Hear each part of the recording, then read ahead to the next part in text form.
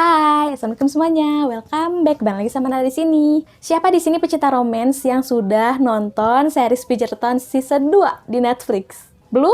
Kalau gitu pas banget kamu harus nonton video ini sampai terakhir karena aku akan berbagi perbedaan-perbedaan apa yang aku lihat, yang aku tonton dengan yang aku baca. Tapi sebelum itu jangan lupa klik tombol subscribe di bawah ini sebagai bentuk dukungan kamu buat aku. Kalau sudah, kita langsung aja ke videonya.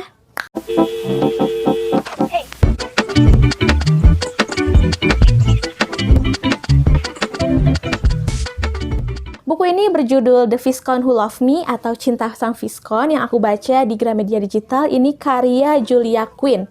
Jadi ini adalah buku kedua dari series Bridgerton dan aku sudah baca, sekaligus sudah juga nonton adaptasi seriesnya di Netflix. Jadi, buku ini berceritakan tentang ceritanya si Sang Viscount atau Anthony, yaitu anak pertama atau anak tertua dari keluarga Bridgerton. Nah, Anthony ini berencana untuk menemukan istri yang paling tepat menurut dia di tahun yang bersamaan dengan seorang perempuan bernama Kate yang juga mencarikan suami yang tepat untuk adiknya. Long short story, jadi si Anthony ini diceritakan tertarik dengan adiknya si Kate. Tapi si Kate ini sangat tidak suka dengan Anthony gitu. Dari gosip-gosip beredar yang dia baca, yang dia dengar tentang si Anthony ini yang katanya tuh playboy kelas kakap banget. Dan akhirnya seperti yang bisa kamu tebak dari tipikal-tipikal cerita enemies to lovers, si Kate sama si Anthony itu malah jadi sering banget ketemu dan berinteraksi. Mungkin blueprintnya yang bisa aku ceritain tuh kurang lebih seperti itu. Tapi di video ini aku bakalan fokus ke perbandingan-perbandingan apa saja sih yang ada antara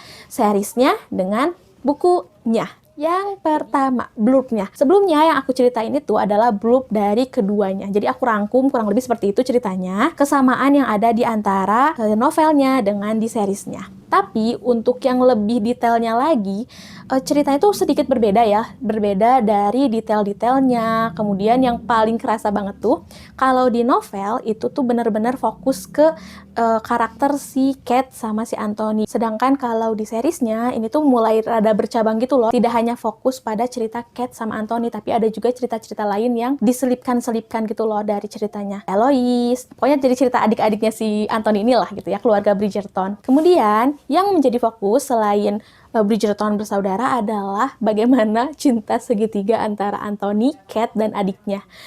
Itu perbedaannya yang paling jelas adalah ada di situ. Jadi cinta segitiga antara Anthony, Kate, sama adiknya. Kalau di buku itu tidak ada, kalau di series itu adalah konflik utamanya. Begitu. Itu dari Bru. Yang kedua, kita masuk ke kelebihan. Kelebihan yang aku rasakan dari novel ini di buku ketika aku baca adalah yaitu tadi, karena fokus ceritanya ada di Anthony sama Kate. Jadi aku ketika baca itu sangat mendalami gitu. Jadi ngerasain banget, oh iya tuh ternyata Anthony itu bla bla bla, ngerasainnya bla bla bla. Si Kate ke Anthony itu ternyata bla bla bla, ngerasainnya bla bla bla. Jadi bener-bener ya tentang mereka berdua aja gitu. Fokus lah ya intinya gitu kan.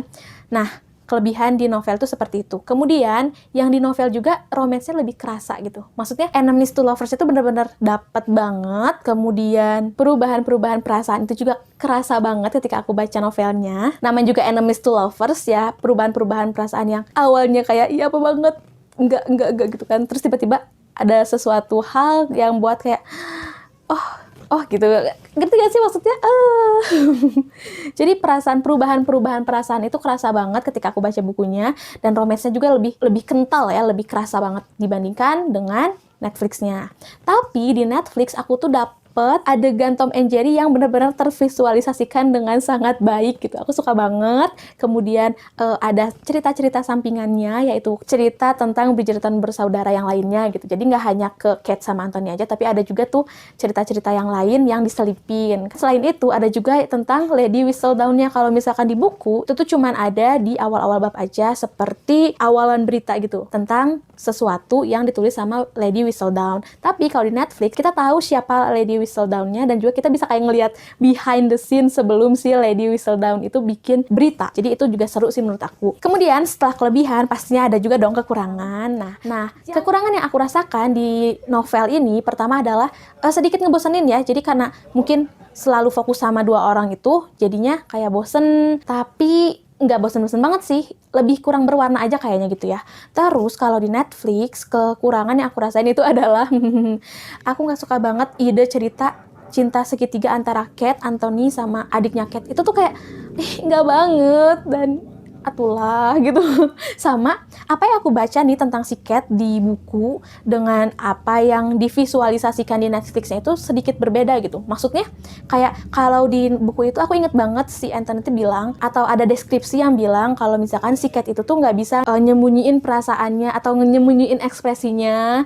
Kayak dia kalau lagi senang kelihatan, dia kalau lagi marah kelihatan gitu. Sedangkan di Netflix, Catnya tuh kayak lebih ke flat gitu loh mukanya. Maksudnya diem aja gitu, mukanya tuh flat banget menurut aku ya, kurang ekspresif. Cuman ya nggak apa-apa, masih bisa menjiwai Cat gitu kan. Itu kekurangan sih dari Netflix. Sama ada satu lagi, kalau di buku ada Simon. Aku suka banget sama Simon ya, jadi aku suka Bridgerton tuh karena Simon tuh kayak gagah, berkarisma, ganteng banget gitu loh. Tapi laki gitu, ngerti gak sih? Aduh, gimana ya? Ya gitu. Terus kalau di bukunya tuh ada, dia tuh jadi cameo. Tapi di Netflix ya nggak ada. Aduh, padahal di bukunya itu adalah jadi salah satu bagian favorit aku. Dan di Netflixnya juga, walaupun masih tidak ada Simon, adegan itu tuh masih tetap adegan favorit aku sih.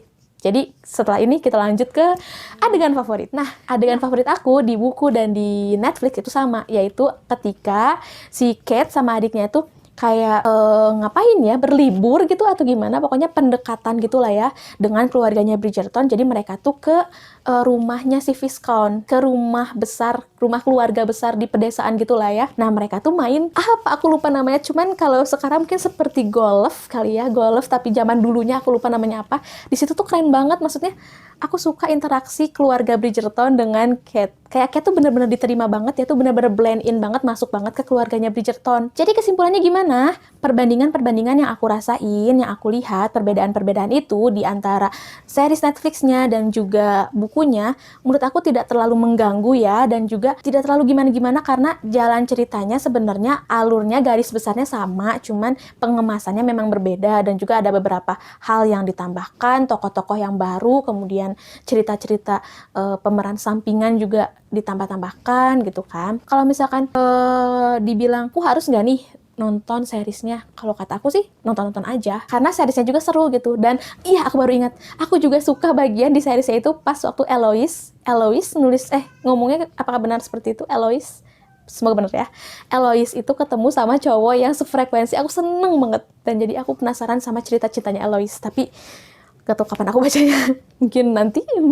Nah, itu tadi ya selingan sedikit intermezzo. Pokoknya kalau misalkan ditanya, mending mana Nat, bukunya atau Netflixnya? Sebenarnya dua-duanya bagus, dua-duanya ada kelebihannya, kekurangannya seperti yang tadi aku sudah berikan. Cuman kalau disuruh memilih buku atau series dengan pemikiran yang sangat panjang gitu, aku ini bener-bener lama banget mikirnya. Aduh, mending yang mana ya? Kayak 4951 lah perbandingannya gitu. Kayaknya aku bakalan pilih buku. Kenapa? Karena ya aku nggak suka ide cerita cinta segitiganya itu loh kalau di Netflix. Coba aja kalau nggak cinta segitiga, pasti aku bakalan lebih suka Netflixnya. Dan berapa rating yang aku kasih untuk novel ini adalah 4 dari 5 bintang. Aku suka. Jadi kamu lebih pilih mana? Membaca dulu bukunya atau langsung nonton seriesnya? Kasih tahu aku di kolom komentar ya.